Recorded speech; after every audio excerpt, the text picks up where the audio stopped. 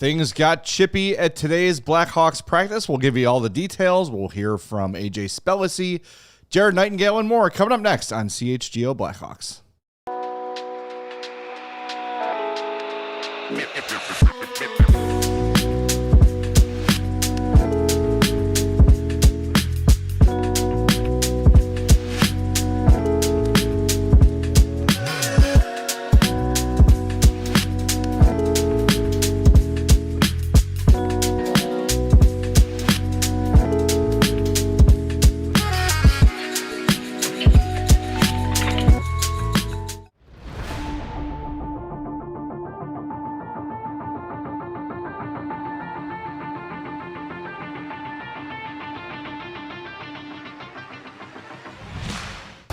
Happy Thursday. Welcome into the CHGO Blackhawks Podcast. I'm Jay Zawaski with Mario Tirabassi. Sarah's here running the show today. Big day at Hawks Prospect Practice. Active day. Things are getting chippy. Things are getting spicy. We're going to get to all that. Also, The Athletic published their tiers of star players, and they've got some thoughts on Connor Bedard, which we'll get to towards the end of the show. A lot of people doing tier lists nowadays. Interesting. A lot of mailbag Mondays and such. People saying it takes two to tango as well. And other things that we've trademarked. Quit stealing our bits. Yeah. Yes, and I met Jay Strassner today at practice. Nice. Good man. Good to meet him. Thorough. Nice to meet him. Thanks for coming. Firm handshake. It was a firm handshake, damn it. Hit that like button for us. Make sure you are subscribed to the YouTube page as well. Podcast listeners, you know what to do. Follow, subscribe, all that fun jazz. And leave us a 5-star review on Apple Podcasts or Spotify. That goes a long way. And we've been telling you, and we're going to tell you all month, it is our Big Brothers, Big Sisters month of giving. This week, we are very focused on making you become a big volunteer. Sign up. Become part of what they do at Big Brothers, Big Sisters. Be a mentor to a kid that needs it. If you don't have a lot of money, or you do have a lot of money, that's fine too. Either way. Maybe you have some time. So become a big brother or a big sister with Big Brothers, Big Sisters. Right now, bbbs.org. Go to that page. Up at the top, you'll see the Get Involved tab. Click that to become, or just get information. You know, feel it out. See how it goes. Yeah. Maybe it's going to be a great fit for you. I did some mentoring in high school. Very rewarding. So I highly recommend it. bbbs.org. Click on that Get Involved tab for all the info you need to become a big with Big Brothers, Big Sisters. All right. A lot of ways to help out. Yes. Michael Evans in the chat has changed his avatar again. Oh, come on. What does he look like now? He looks like Arnold Schwarzenegger with a South Park mouth. Okay. I don't know. Sure. But it caught my eye. All right. Good job. All right. I will miss the bowl cut Russian coach will be missed. I will miss him. That's all right. I like to get a picture of him in a frame and put it back here just to honor him. All right, so some news from practice. First up, Ty Henry, defenseman, who actually had my notes, is looking pretty solid. Yeah. Took a weird spill along the blue line and tried to sort of stop his momentum into the boards and stuck his leg out. Yeah. Not a good move. Ended up what Jared Nightingale called it an ankle injury. We'll hear from him later, but he was clearly holding his left knee. I'm not going to speculate. I'm not a doctor. I don't know. All I know is it didn't look good. They stopped the scrimmage, and it took two trainers to get Ty Henry off the ice to the locker room. Did not look good. Don't want to speculate, so we'll know more, and we'll give you more when we have more. Yeah. But that was a kid, 6th-round pick in 2024 that I kept – whenever I'm at these practices, and I think you're the same way, these prospect practices, you know, who's that? Oh, it's this guy. Mm-hmm. And that happened a lot with Ty Henry today for me. Also happened a lot with Ryan Greene. I'll get to that a little bit later. But he looked pretty decent, a little bit raw, but decent, and then suffers what looks to be not a great injury. So best wishes to Ty Henry. But it was a rough way to start practice. Yeah. You never want to see anybody go down with something like that. Like, it's just so like instinctual. When you're just like going to crash into something, you try and, put your arms out or your legs out or anything like that. So, hopefully it's not too serious. He's going into what will be his 3rd year in the OHL this season with the Erie Otters. He's had minutes increase year over year. Yeah. Would expect him to have a bigger role with them this year. I hate to see an injury like that. we've talked about with this Tom Kurvers showcase, the injuries sometimes more often than not, when they do happen at this tournament, because it's inevitable that they do, it's usually in the games. It's not the practices that turn into injuries. The Hawks are big brain in it. You can't hurt us if we hurt ourselves Get it out of the way first. Take that, stinky guy from Minnesota. Yes. Do us a favor, hit that like button. The other bit of news, by the way, this is the bigger part. AJ Spellacy, he's fine. Caught a skate up high. Right in the nose. Hit him in the, it was like right under his left eye. Ended up getting it glued. Probably end up with a couple stitches. But went down in a heap. It looked worse than it was. Put some Elmers on it. And we can probably roll that video while we're talking about it, Sarah. This video is courtesy of Charlie Romeliotis. There's the aftermath. And you see AJ Spellacy quickly getting off the ice. This is what we've got. Aidan Thompson says something to him. Then Spellacy punches Thompson in the back of the head. Says, shut the... No, I know what he said. He said, shut the F up on his way off the ice. Pleasantries, yeah. Yes.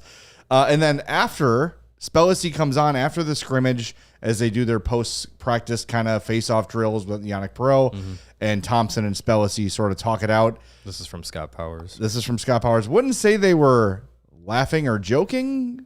Definitely talking it out. It wasn't heated, but it was a little bit intense. But things seem to be okay. And I mean, you can clearly see by some body language that they're not necessarily agreeing on the incident at hand, which I think Tab Bamford with Bleacher Nation Blackhawks had a video of the actual like what caused this tiff, and it's Spellacy and Thompson, they were scrimmaging today. They go into a puck battle, and I think Thompson probably thought he got A, tripped, and B, cross-checked on the play, which kind of did. Kind of. So then as, him and Spellacy are dealing with that, he gives kind of like a chop to Spellacy as he goes for the puck, and then the ensuing play is Tage Harding and Spellacy colliding. Harding's leg getting way up there, and he's 6'8", so that's, a dangerous leg to get that high with a skate on it. And then it goes from there. So yeah, I mean, it's one of those things that like the competitiveness and the physicality, like competitiveness, that was the term of the day. 100% with this group. And I've got no problem with it at all. These guys are, I'll say there is a different vibe around, and look, we're 2 days into prospects camp, so I'm not going to make any. You say vibe? I did. Ooh. Great vibes.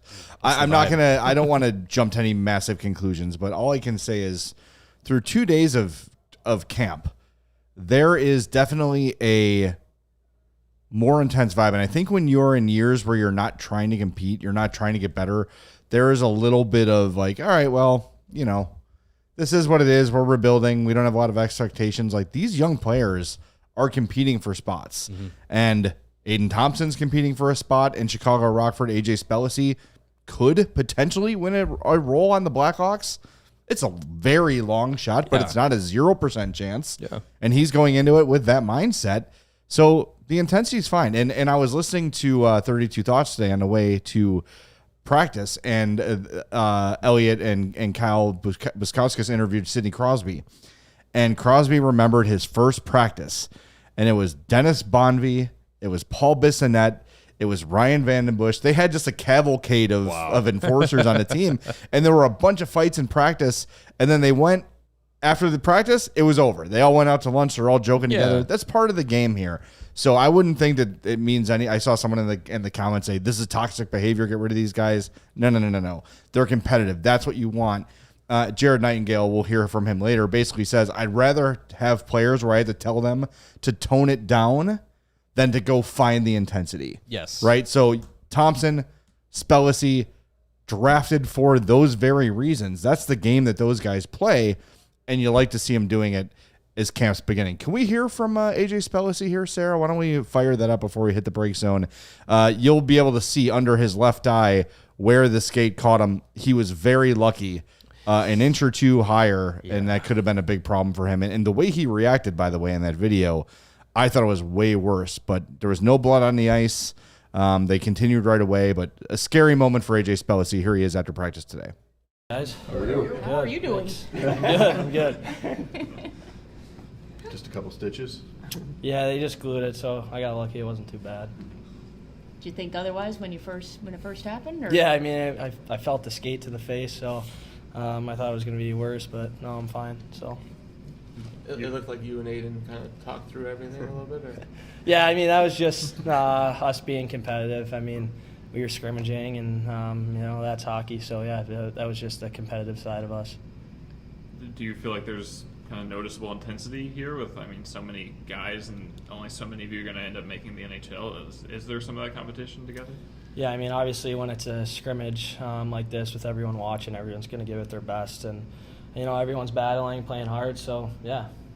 Is that kind of competitiveness healthy when you guys do go at it? Because we've seen that in the old days, intense practices, but nowadays it feels like you see less and less of that. But is that an encouraging part of when you have that intensity among you? Yeah, I mean, I think you need to have high intensity and stuff like this. I think it just kind of brings everyone together, even when you're battling against a guy, you get off the ice and you're best buddies with him. So I think it's good for these practices, everyone to just battle. How was your summer? Yeah, it was great. Just a lot of training. Came here for a week. That was good, and then got to go on vacation. So yeah, I couldn't complain. Anything you worked on training-wise in particular? Yeah, I think just sharpening my tools, being good on the wall. I feel like my shot got a lot better. So just being able to put myself in places to produce more offense, and then obviously continuing to be good on the forecheck and playing hard and physical. Coach said, emphasized yesterday that he wants everyone to be playing faster. That's like his biggest goal. Do you kind of fear? I know it's only been a couple of days, but do you kind of fear yourself getting faster and better in that aspect? Yeah, for sure. I mean, I feel like I fit right into that playing style. So it's kind of an easy transition to play fast. I think that's my main attribute, just playing fast and hard. And yeah, I think that's where I can help. So, if they talk to you at all about maybe what their expectations are, a role for you this weekend? You had a really good development camp last year. Yeah, I think just going back to last year, just kind of playing my game, using my speed, playing physical, just being a guy that's hard to play against, which will create opportunities for my teammates. So yeah, that. Is it a little more mature, maybe it's the word, on the ice this year? A lot of older college guys this year compared to last year with mostly junior guys. Yeah, I feel like we got a really good group. And then, just obviously this is my second year, so I'm a lot more comfortable. And then we have guys that have played in this showcase for 2 years. So I think just we got a really good group of experienced players. Did playing as many preseason games as you did last year, did that open your eyes to, I guess, what your potential is when you can fit in the NHL, and then maybe also how you, I guess, if you fit your training around that or in all your games, you try to be conducive like an NHL type? Yeah, for sure. I mean, obviously it just kind of showed that they believe in me and see what I could be at the next level. And then, just being here for that long last year, I was able to learn so much, especially from the older guys. There was a lot of guys that I could learn from and model my game after, like those power forwards. And then just being in those games, playing against all those really talented players, it just made me so much better. So, yeah. Are you thinking that there's going into camp, are you always the same sort of opportunity for if you can stick here, or are you prefer to go back to your junior? Yeah, I'm just taking it day by day, just trying to get better, play my game, and I'll see where that takes me. That's the Zamboni live from Fifth Third Arena. Good Lord. Yeah. Hey, you got to get the ice clean. You do. I suppose you do. You got to get all the blood and teeth and bones off of it. It's the Dave Chappelle Wrap It Up box, hockey edition. I will say, Ryan Greene and Oliver Moore talked first, and no issues. Those are clean. No Zamboni. By the way, Sarah, help me out, is our youth correspondent. Oliver Moore referenced Team Conrad. Yeah, what is this? That's from The Summer I Turned Pretty. It's an Amazon Prime show. It's really good. It's a book series first, but now it's a TV show. They're on the 3rd season. New episodes come out every Wednesday. Okay, I am watching the show, and yes, Team Conrad is the correct answer. Right over my Okay, head. so he's a my good daughter boy. watches this too. What team is she? Well, I sent her the video. I go, I don't know what he's talking about, but maybe you do. And she said, yas, and go Oliver. So. Oh, yeah. I No, don't he picked the right one. There's teams? Correct. Is it like, yeah, I mean, there's also a team. There's also just a team of I Hate Belly, which is the girl that the two boys are fighting over. It's brothers that fight over a girl. It's great entertainment. But anyways, let's head to a break. Yes, while break zone while time. I explain We'll more watch a couple of the episodes show. during the break. Watch me short circuit as we learn more. All right, we're going to hit the break zone. While we do that, you're going to hit the like button because not enough likes. We'll be back in 2 minutes right here on CHGO Blackhawks. Are you tired of soft drinks? Mm-hmm. Are you tired of sparkling waters and soda that makes you go to the bathroom better? Yes. I need some probiotics. And then I take the last drink and it tastes like the worst thing I've ever tasted in my life. I'm sick of it. It's time to get back to basics, back to real, back to damn good cola. And that's what RC is. RC Cola is not a soft drink, just damn good cola. They've had the same formula since 1905. You remember 1905? Fondly. When RC Cola came out, Luke Stuckmeyer was there. It was a good time for everybody. You should get yourself some RC. They've got no trends, no gimmicks, no glow up. You don't need to glow up perfection, all right? It's the same bold, crisp flavor it's always been. Do yourself a favor. Grab some RC Cola at your local store. Stock up for this weekend's big games. RC is the move for whatever you're doing. RC Cola is not a soft drink, just damn good cola. And we told you for a long time, don't be fooled by false fall. It is getting warm again. That means your AC might need to kick on again. And if that happens, make sure it's prepared and call our friends at Four Seasons Heating, Cooling, air conditioning, plumbing, and electric. They've been serving the Chicagoland area for over 50 years. If you got a plumbing emergency, call Four Seasons. If you have an electrical emergency, call Four Seasons. Furnace, AC, emergencies, call Four Seasons. Now is the time to schedule your Four Seasons furnace tune-up because real fall is around the corner. You can get furnaces starting at $39 a month and AC furnace combos starting at $57 a month with Four Seasons Heating, Air Conditioning, Plumbing, and Electric. They're your trusted local experts. Visit fourseasonsheatingcooling.com for all of their special offers and money-saving coupons. All right, we're back on. Ooh, that was interesting. We're back on CHGO Blackhawks. Some more RC Cola. Lots of the chat's blowing up with news of Kirill Kaprizov. So if you missed the news yesterday, he was offered an 8-year, $16 million per year contract that he declined. Earlier today, reports came out from Russia that the Wild had approached him about a list of teams. Sport Express journalist Alexei Shevchenko. Oh, I remember that. Is that a figure skater? Close to one. Okay. Yeah, that name is close. I'm Fair thinking enough. of Andrei Shevchenko. I was thinking of who's Scott not Hamilton. Russian. He's a Ukrainian. Make that distinction. That is not the same thing. But he's a soccer player from a long time ago. You're going to be a soccer player. Yeah. No, Alexei Shevchenko of Sport Express reportedly has said that the Wild have asked Kaprizov for his trade list. And as you understand, Kaprizov has a full no movement clause, so he would need to approve any kind of trade to a team. So he said, she said, of if this is real or not. But hey, I mean, anything seems to be on the table when the team's best player, the Minnesota Wild's best player, a top 10, top 5, depending on who you ask, player in the NHL, is offered the biggest contract ever and says no. The door opens to a lot of possibilities. Yes, it does. Just to follow up the story, Cam Robinson, our buddy, says, according to sources, reports that the Wild have approached Kaprizov's camp for a trade list appears premature. So believe what you want to believe. It is fun to play speculation. And sure, let's play along. What would it take for the Blackhawks to get Kirill Kaprizov? It starts with a 2026 unprotected first-round pick that could be Gavin McKenna. You're probably giving up one of Levshunov or Rinzel. Maybe both. You're also probably giving up two more prospects you love. Probably giving up. If you're the Wild, you want NHL players and you want your best future assets. So I would assume if it's Kaprizov you're talking about, you're probably throwing out your best player who's not Connor Bedard, so that's probably Frank Nazar up front. Probably throwing in a conversation with Bill Guerin about Rinzel Rinzel or Levshunov. And yeah, you're probably talking about also your own first round pick this year.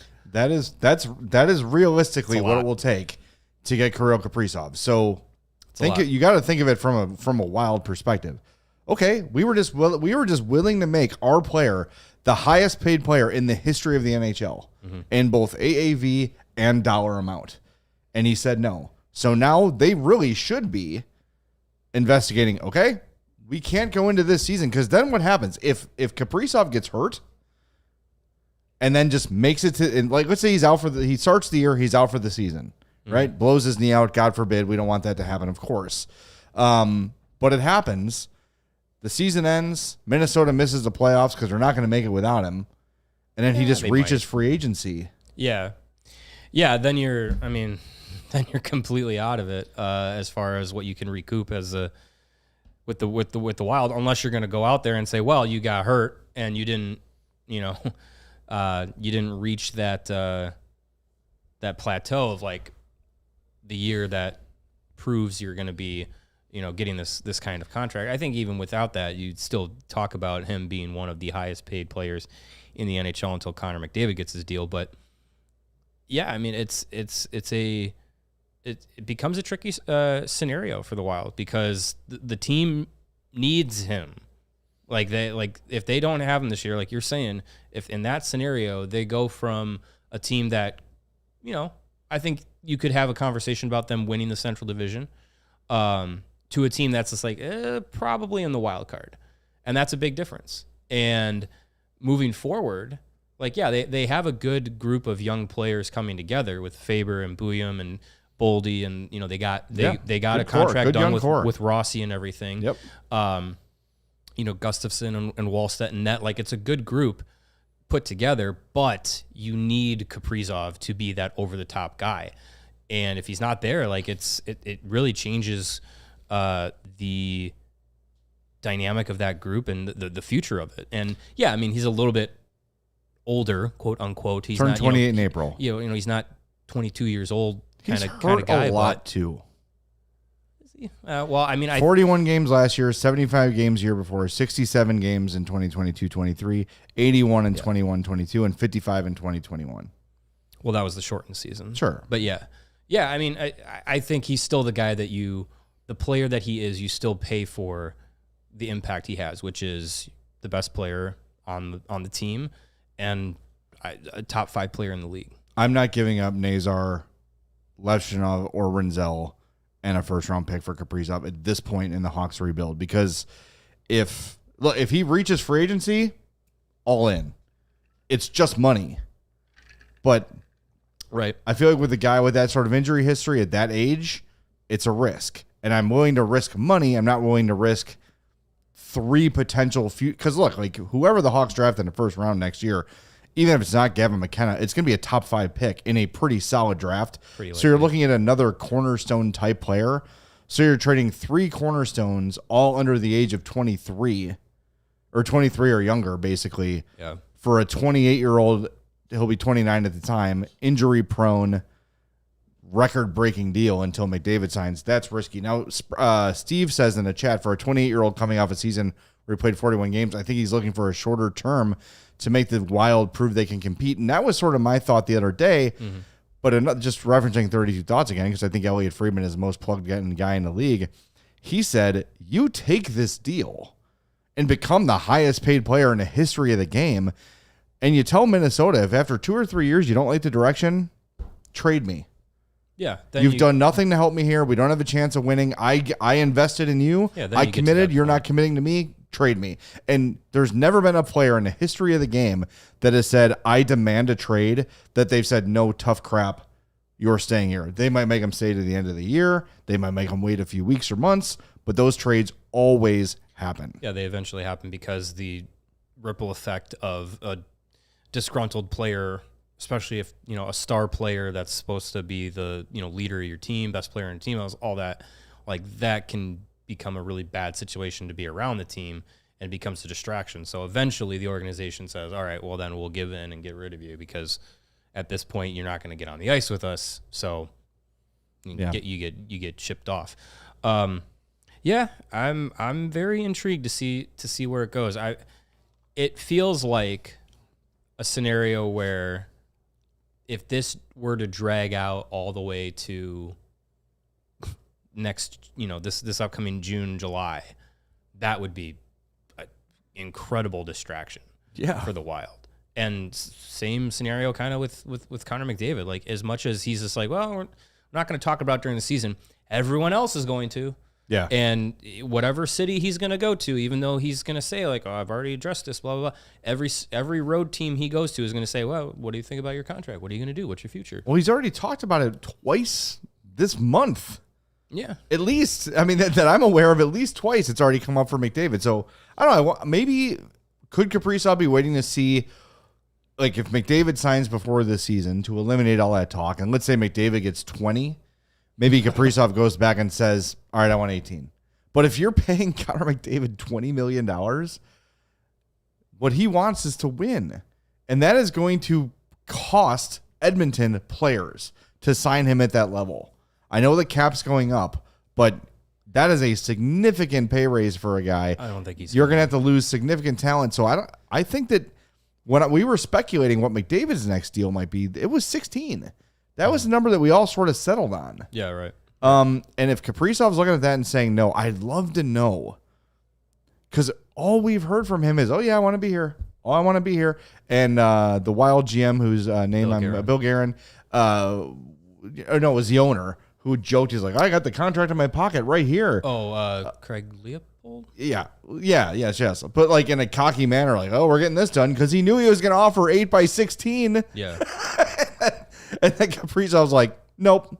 Yeah. And then it's like, oh my God, he said no. He said no to becoming the highest paid player in the history of the game. Yeah, it's not just, it's not, it's not just trying to test the waters of like, oh, well, there is some, you don't just say no to that without a cause. So, I mean, but that you had to imagine, like, Leopold walking out there with the Vince McMahon strut. He thought money. He's just, when you go, here you go, buddy.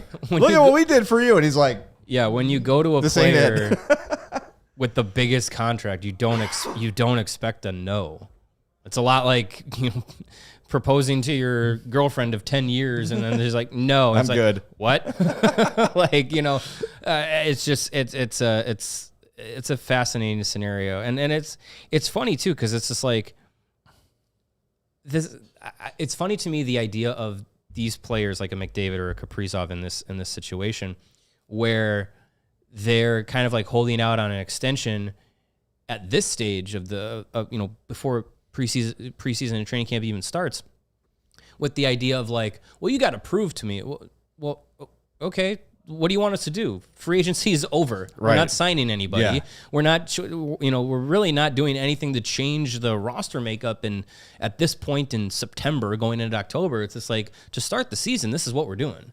So if you want to know more, just say that, and we'll just stop this now. We'll have the conversation after the year is over and see how it goes. But if it's just like if it's just the player wanting the term and the contract and the money, like, that's a thing that there's nothing. I don't know. It's an interesting situation, because it's like, prove to me that you're going to compete. Okay, well then we'll just stop. We'll just stop down and talk again in June. But haven't they done that, right? Boldy has signed long term. Eric Sinek is only 28. He's signed long term. Marco Rossi just re-ups. Yeah, right. Like, they're young talent. Brock Faber's locked up forever. Like, all the guys that are going to be part of this thing when the Wild win. Jesper Wallstedt's 22. Yeah, he's got 2 years left on his deal. He's just getting to the league. You had Philip Gustafsson have a breakout year last year. You have Zeev Buium coming this year. Yeah, like, they're like, for Kaprizov to be like, you have to prove to me that you're gonna do something to contend. It's just like, it's right. We're already doing it. They're finally out from. They still have to pay Parise and Suter, but it's $833K million. Right, for the next for the next 4 years, it's less than $2 million total for both those guys. So they're finally out from under the crushing number there. So they said, okay, we're going to use this money to sign our young players, and then I'll make you the highest paid player in the history of the game. And he says, no. You could hear the record scratch from Minneapolis. Like, what do you mean no? We have cleared the decks for you. We've got everything lined up for you. And you said no. It's crazy, man. I can't, I don't know what he's looking for. I can't wait until camp opens for Minnesota and we hear what Kaprizov has to say about it. If I'm Craig Leopold, I am dumbfounded, mouth agape, and yes, I am making calls and saying, okay. And the other thing Friedman said, we got to hit the brakes on, but the other thing Elliot Friedman said was, this tells me that Kaprizov's camp knows there's a bigger offer out there somewhere. Yeah, if he goes to the free agent market, it's very we were talking about this yesterday. There's very likely going to be teams with the idea of one of Kaprizov, McDavid, Connor, Kyle Connor, Eichel or Panarin or one of those guys is going to go to the market. Yes. And we Probably need more than one. $15 to $17 to $18 million to throw at one of them. So let's make sure that we have, just in case, the ability to throw a contract like that at them. So if Kaprizov's the guy that hits it, he's going to get more than 16 because there's going to be a bidding war. Teams are going to want that player to, when he hits them. We did this whole thing with Mitch Marner last year. Yeah. He never got to Marner. One of those guys is going to get there. I don't think we're going to go 0 for 8. Well, because with this year the was big Marner. names. It was basically only Marner. Right. Let's continue this after the end of the breaks, and then we'll get to some more stuff from camp today. Hit that like button for us. We have 80. We need 100 Is this a by the wild time the show podcast ends. or what? I know. What's going Seriously. All right, hit it. We'll be back in 2 minutes on CHGO Blackhawks. Managing money can be difficult. Is difficult. It is. Yes, that's a better way to put it. And finances can be messy. They can be confusing. And Monarch Money acts like your personal CFO, giving you full visibility and control so you can stop earning and start growing. When you're not tracking your money, it's easy to lose track of the things you're spending on. And with Monarch Money, my wife and I, we look at our weekly spending, our monthly spending. It helps us keep track of what we're doing so we're not wasting our money on food. Not that much. It's not a waste, but it can be used for better stuff. Yes, all right? Yes. Get yourself Monarch Money. They were named Wall Street Journal's best budgeting app of 2025. Plus, you can even share access with a financial advisor or tax pro at no extra cost. Get control of your overall finances with Monarch Money. Use code CHGO at monarchmoney.com in your browser for half off your first year. That's 50% off your first year at monarchmoney.com with the code CHGO.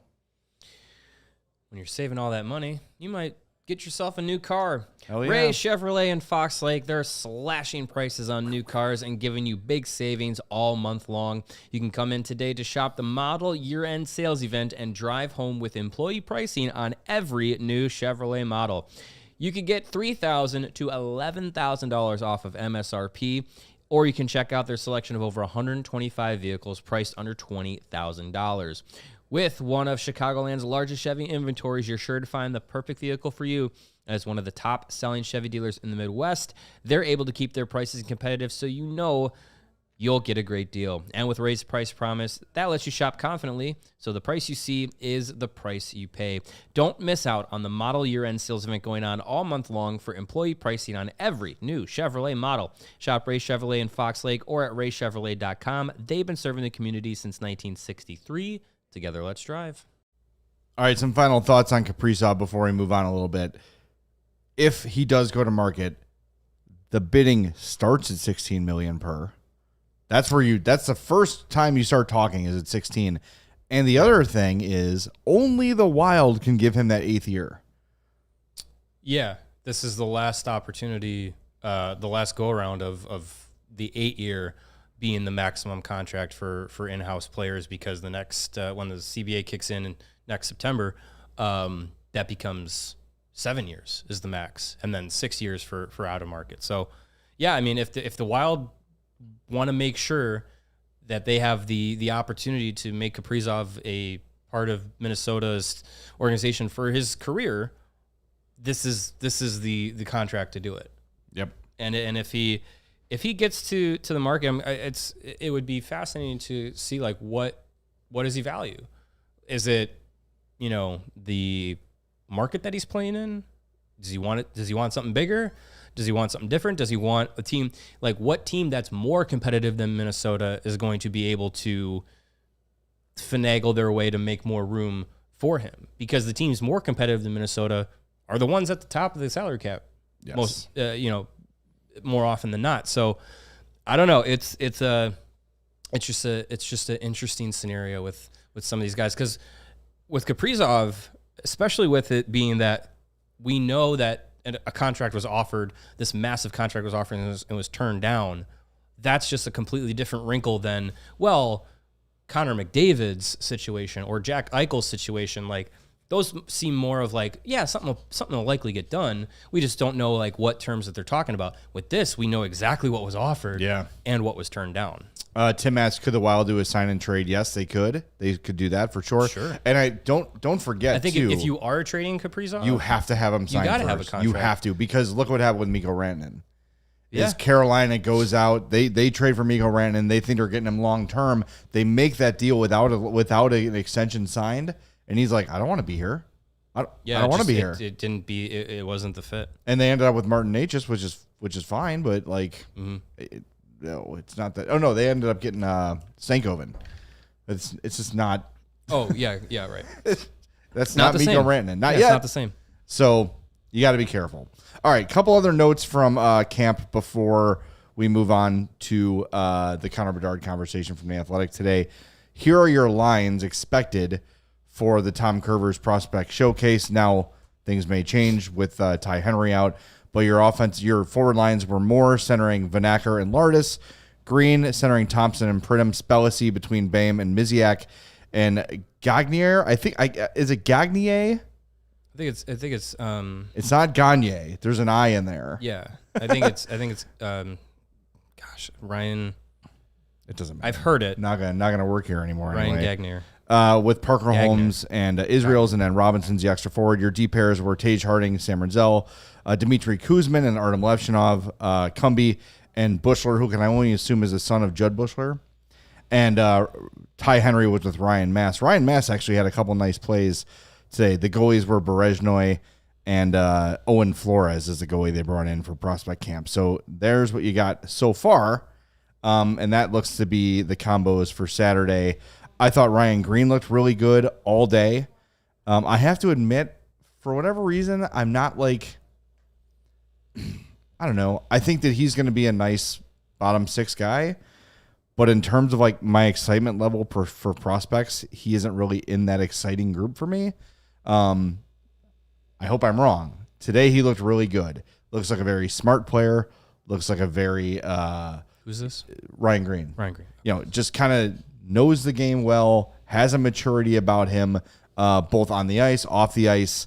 So I think he's going to bring some value that way, but I could see him being a guy that's up and down between Chicago and Rockford for a while. Yeah, I think he's got an outside shot at making the NHL roster out of camp. He made his debut late last season, played 2 games. But I think he seems like a guy that it's likely a numbers thing with him, and being in the top 6 in Rockford is going to be beneficial for him if that's where he ends up landing. But I think, I mean, he's a guy that has a good, solid two-way game. It's just like, what is going to pop from his game that's going to make that difference at the next level? And I think that might just be something that needs to develop as he plays professionally. Like he's had 3 solid seasons at Boston University coming into now this opportunity to play professionally.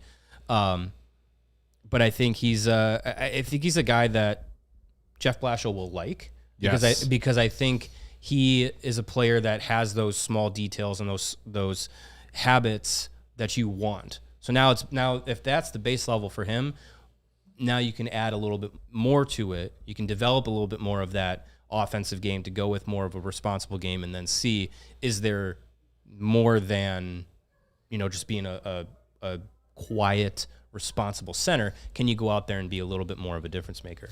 Yeah, I do think that he will appeal to Blashill the way he plays. Yeah. So we'll see. A couple other notes I have written here. Ty Henry noticeable. I mentioned that earlier in the show. Again, Lardis, Moore, Rinzel, and Levshunov stood out as the best. Sam Rinzel. That's good. Sam Rinzel is unbelievable, and it really stands out among these young players. He is, during a scrimmage, he is so calm. He is so poised. He wins every puck battle. There's no panic in his game. When he's got the puck, the Hawks are in the offensive zone. If it somehow makes it out, Sam Rinzel chases it down, takes away the forechecker, takes the puck, and it's off the other way again. He is completely in control. Yeah. And I expect him to be the best player on the ice this entire tournament this weekend. One note about Lardis, and maybe you noticed this yesterday. He looks like he is very much trying to make a good impression, and he's really trying. I think he's doing too much. I think he's going to need to simplify things, and very much as we've seen from Connor Bedard in the start of his NHL career, learning the lessons of what works and what doesn't at this level. I think we're seeing some of that from Nick Lardis in camp. Again, I know he's trying to make a good impression. I know he's trying to force his way onto this team. But from everything we know about Jeff Blashill so far, turnovers, losing the puck, forcing passes, that's going to do the opposite for Nick Lardis. Yeah. He needs to prove it. We know he can shoot. We know he can put the puck in the back of the net. Can he be on the ice and not put your team at risk? That's what he's going to need to show Jeff Blashill if he's going to make this team. I mean, this is a guy that's coming off a 71-goal season in the OHL where, there were more nights last year where he had double-digit shots on goal than he did less than like 3 in a game. So he's coming from a atmosphere and a role on a team where he had the green light and he was just firing. And it went very well for him. He's also not played in 5 months. So I think there's probably a lot of like getting back into his comfort zone and knocking a lot of rust off, leading up to, this prospect showcase this weekend and then into training camp next week. So this is the grounds for him to kind of get that out of his system. Yeah. Because you don't want to be doing that in training camp in front of, the NHL staff and the coaches and stuff. Like you want to kind of maybe get those legs, shake the rust off, get those legs underneath you now so that you can kind of have a little bit more of a ramp up into training camp. But I think that's true. I mean, the being able to realize what does and does not work at the pro game compared to juniors, that's going to be a part of his game too. It's a part of all these guys. Former Blackhawks head coach, Ice Hogs head coach, Blackhawks assistant coach, and scapegoat Derek King. Thank God he's gone. Would always say, you got to get the junior out of a lot of these young players, and whether it's Connor Bedard or when I remember when I first heard him make that quote, it was about Mackenzie Entwistle years ago when he was in Rockford. It goes for all players. Yep. Like when they make that transition, there's going to be things that they need to knock out of their game if they're going to be successful. And we like to point to Dave Boland. Yep. His transition from juniors to the pro game, it was a completely different role that he played that turned out to be what kept him in the NHL and made him an effective player. So I think with Lardis, it'll kind of be for him to be successful, it won't be a dozen shots on goal per night because it's very, very, very, very, very unlikely that is going to happen for him at the NHL level. So off the puck, what do you do well, and how can you be impactful? And I don't want to. I want to make sure I'm clear. I'm not saying that I don't think it's going to work for Nick Lardis at the NHL level, but I think time in Rockford is going to benefit him greatly. I really do. And I've been impressed with Nightingale from what I've seen so far. So it could be a good person to kind of. It seems like him and Blashill are very much of the same mind. Nightingale and Blashill. Yeah. So, by the way, because of our Kaprizov conversation, we're going to push the Oliver Moore, Ryan Greene, and Jared Nightingale video to our YouTube page. So it'll be available shortly after the show if you want to see what they had to say today. Good stuff, just nothing earth-shattering or super newsworthy. So jump on and watch that. We do want to talk about the athletics list today, yes? Something that did we talk? I think we only talked about this during one of our commercial breaks. Okay. But it was brought up in the chat. I don't know if we got to it on the show, but if we didn't, LA Kings put out their broadcast lineup, and Tony Granato, friend of the program, was listed on it, and people were kind of like, "Hey, what's this about?" Tony himself on his Twitter account has said, "I'm excited to continue my broadcasting duties with the Blackhawks and CHSN for the upcoming season. However, on nights I am not covering the Blackhawks, I am honored to join the LA Kings on what's this called? FanDuel Sports Network West for a few games. So Tony will be on your television sets for CHSN for Hawks coverage, and we'll also be doing the same thing for a couple Kings games. He's a guy that when we were here talking with him, he just wants as many opportunities to talk about hockey as possible. Yes. So that's not surprising that We'll give him more if he wants. Yeah. Hey, open door policy. Yes, 100%. Yeah. So just wanted to clear that up if it was confusing for anybody else. And Michael Evans asking, by the way, how long does practice go at Fifth Third? Usually about an hour and a half. And he asked if parking is free. Yes, it is. It's not usually it's free, an hour but and it's a half. limited. It's not usually an hour and a half. Yeah, Saturday. These have been extended. If you're planning on going and you're looking at Saturday morning's practice and saying you're targeting that one, I will warn you that will probably be a glorified morning skate because they're flying. They're flying out that day. It's going to be short. Yes, and it's at 9 a.m. Yes, on a Saturday. Right. So if you wanted to go to one of these, tomorrow is the best, last good opportunity to do it. Yeah, 100%. So we will be there. Well, and then training camp starts next week. It's next the Thursday. Same situation. Free and open to the public. I think maybe the first couple ones might be that like you need a ticket kind of thing because they expect a lot of fans to show up to the first couple. I know they've done that in the past, but the tickets it's free. Yeah, you just got to go spot. and say I want a ticket. But yeah, other than that, through training camp and into the regular season, if you can get to Fifth Third for a practice, it's open and free, and go check it out. Michael Evans says, how are you considering going tomorrow? If you go, you better introduce yourself so I know what you actually look like. Yeah. We should mention, by the way, too, I saw some panic online. The NHL Blackhawks were having an informal skate on the other slab today. Captain skate. Bedard, everybody was there, including Wyatt Kaiser. Read into that as you will. Interesting. But Jared Tenorti was there, too. Some people are freaking out. He was local. I don't think Jared Tenorti is in the Blackhawks plans this year. I was starting to twitch. I saw Charlie Rebellion suggest maybe he'll sign a PTO. Charlie, stop it. Stop. He was in his Calgary. I just killed Mario. He's in his Calgary Flames pants. Relax, everybody. I don't think they're gonna look at Kevin Korchinski. Kevin, you've made the team. Boy. That's the good news. The bad You're news, skating with Jared Tenorti's your partner. Jared again. Tenorti. Michael says he's met me twice in person. I'm a horrible guy. I'm sorry. Oh boy. All right. You all right? That didn't hit me in a good way. No. All right, let's get mad about Connor Bedard stuff again, shall we? Yeah. Rabble. All right, so the Athletic published their, what was it, top 150? Was it 150? I tried to count. I thought it was 100. But I don't know. See, the good thing about tier lists is you don't have to say how many players you're doing. You it's just tiers. Throw players out there. It's just tiers. I think I counted close to 100. Okay. And so, Connor Bedard was on it. So your top tier, just for clarity, McDavid, Draisaitl, McKinnon, Makar, Barkov, Kucherov, Hughes, Quinn, Matthews, Kaprizov, and Pasternak. Then you got your franchise tier, Crosby, Dahlin, Eichel, Heiskanen, Hellebuck, Hughes, Jack, Kachuk, Matthew, Marner, Point, Rantanen, Shesterkin, Werenski, Aho, Bouchard, Fox, Heishier, Morrissey, Nylander, William, Panarin, Reinhardt, Slavin. I don't think anyone was thinking it was Alex. It was Alex Nylander. So then you go to the third tier, yada, yada. Connor Bedard is in the fourth tier with the likes of Matthew Barzal, Noah Dobson, Nikolai Ehlers, Wyatt Johnston, Adrian Kempe, etc. So they give a stat projection. Yeah, I thought that was interesting and also fair.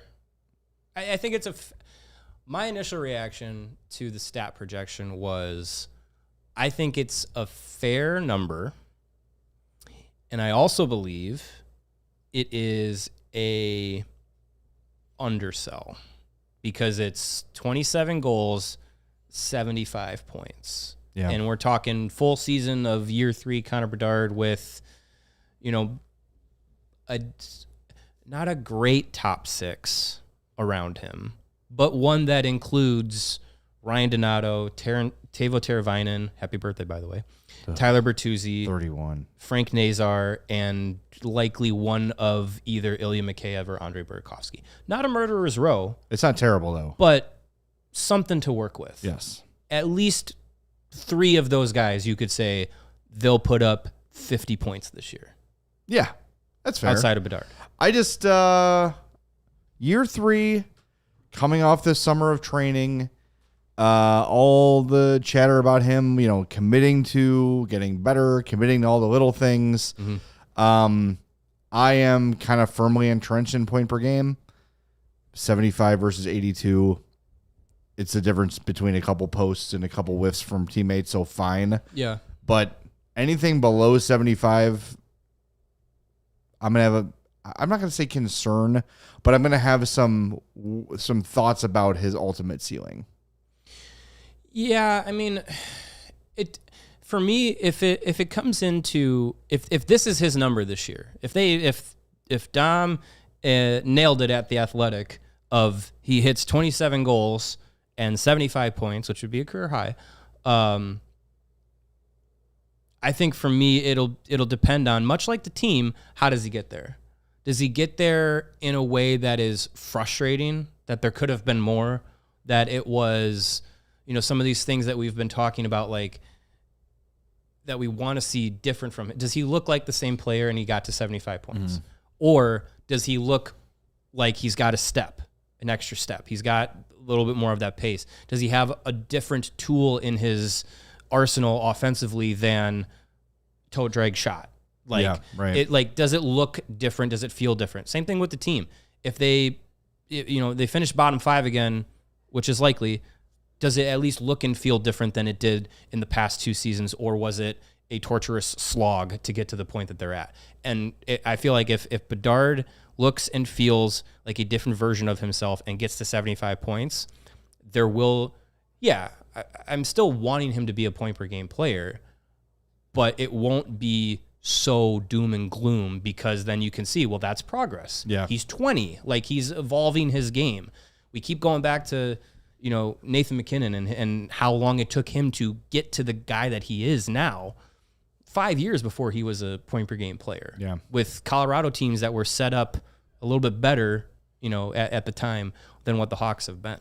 Jack Hughes also 21-22, his third year, 56 points in 49 games. That was his big breakout season, then 99 points the next season. So it took him into his third year. By the way, this will be his 7th season.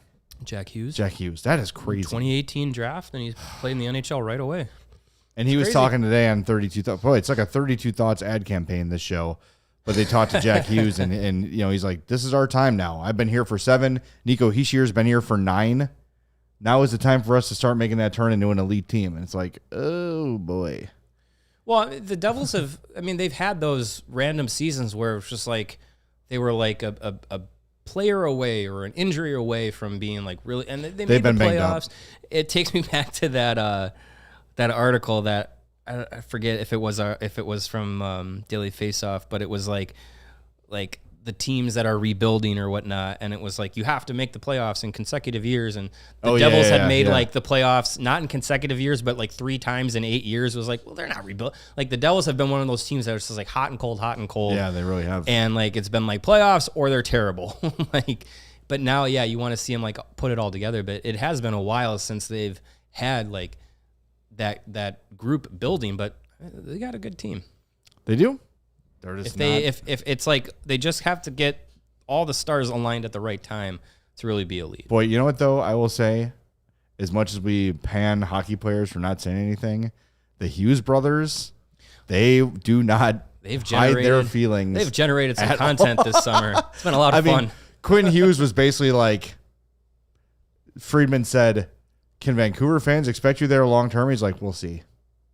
In so many words, he's like, "Let's see how this season goes." Vancouver. It's like, I love Vancouver, but the shining beacon of the NHL. Well, they got to make room for Connor Bedard, who can't wait to be there. Yeah, he can't wait to get to that shining beacon of an organization that's run so well that players love to be there. Yeah, hey, I mean, when you have your GM and owner basically side chuckle, wink, wink, yeah, our captain might want to leave and go play with his brothers. That's just something we have to deal with. Like, it's just continuing this, like, interesting organization they got there. Yeah. Well, back to the Bedard thing. In this piece, there's a quote from a coach. It says, quote, "Bedard might have the most pressure on him of anybody in the league. I think he's right where he should be, but why shouldn't he be higher? What are we waiting for? continues. I have no interest in watching that team, and he's on it, and that's not good. Is that two different quotes? They are separated, but that second quote is not attributed to somebody else.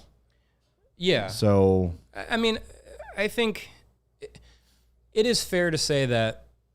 I think it's fair to say from an outsider perspective, like if I wasn't a Blackhawks fan and I was following what Connor Bedard was doing, I wouldn't necessarily be wowed enough to be like, well, it's Connor Bedard. I got to tune into the Hawks because it's Connor Bedard. Right. There have been moments, of course. Yeah. But I think from an outsider perspective, if I was watching if it was, you know, a nationally televised game and the selling point was Bedard, I don't know if I would be that like, gotta watch it. But I think being in the perspective that we're in, we see what more of the Hawks have to offer, especially this season. It's going to be a lot more than just the Connor Bedard show. And it does. It takes some of the pressure off of him too, which is nice. Oh, it absolutely does. Having guys like Nazar and Rinzel and Levshunov all be here, that takes local pressure off because now we're not all going to hound Bedard at practices and game. Like there's going to be other players to talk to and get perspective on and talk about. And from the national perspective as well. Once the season gets going, I really do feel confident that guys like Rinzel, we've already seen it with the preseason Calder conversation. Rinzel's in it. Levshunov is part of that as well, even, you know, maybe more periphery, but he's in that as well. Frank Nazar's contract extension was talked about for a long time. And that puts a spotlight on him. In a grand scheme. Yeah, nationally, there's going to be more this year that the Blackhawks are going to offer an outside perspective to pay attention to and care about. Yeah. Well, I'm excited for it to start. Camp starts Thursday. Still one more rookie camp worth going to tomorrow morning at 10 if you want to go to Fifth Third. Is it 10 or 11? I think it's 10. Is it 10? I hope it's 10. Another early one. Another early one. Yeah. So we'll be there, and we'll be here at 2. Before we wrap up, today is 9/11, and I know that there's a big portion of our audience that does not remember that. It was didn't experience it. Right. It was a life-shifting day for those of us that do remember 9/11. And I'll say one thing, and I don't like to get political on the show, but there was something that brought us all together for the first time. And it's awful that it took something that horrible to bring everybody together. And I hope it doesn't take something like that again. But it just feels more divided than ever. And, you know, you're not trying to find a silver lining in a tragedy, but there was a year after that where everyone kind of was pulling from the same string, and it disappeared very quickly. But I think it's just important to remember that we're all humans, we're all people, we all have our families, we all have our friends, we all have our problems, and I don't know. I think just kind of looking at people as a label instead of a person is what's gotten us kind of where we're at here. So hopefully we can get back to, I don't know, some sort of peace, and it just feels farther away than ever. So it's tough. It's tough. So remembering everybody on 9/11, that was a day that I will never forget. I could recall it vividly, almost like photographically. I had an uncle that was supposed to be in one of those buildings and just missed his train, fortunately. So just a very heavy day. Whenever I see 9/11 on the calendar, I know it's become kind of a joke, like never forget, but you don't, because it's something that just is permanently burned in my brain and the brains of every other American that was, you know, aware on that day of what was going on. And it was just, it was brutal. So every year I try to watch they did it was called a Tribute to Heroes, where all of the every celebrity ever got together and they put on this fundraiser. Like Pearl Jam was on there, Neil Young was on there, Dave Matthews was on there, Conan O'Brien was on there. Like, just everybody came together to raise money, and it was the most united this country's ever felt. And it's not impossible to get there without tragedy. So I'll just say, think of each other as people. And social media has gone a long way in hurting that, where we're just wide open to scream at people anonymously and disagree and whatever it might be. Everyone's got their thing. Everyone's got their burden, and let's just give each other some grace. We need to get back to where we were. And there's the timer. Wrap it up, Jay. Jeez. Yeah, sorry. I mean, play it off. But hopefully someday we can get back to some sort of unity here, because it feels as far apart as it's ever felt in my lifetime. So that's All it. said. All right. We'll talk to everybody tomorrow at 2. Hit that like button on your way out. Hope to see you at practice tomorrow. If not, next week when the Hawks start for real. Talk to you tomorrow on the CHGO Blackhawks Podcast. We all silly like the mayor.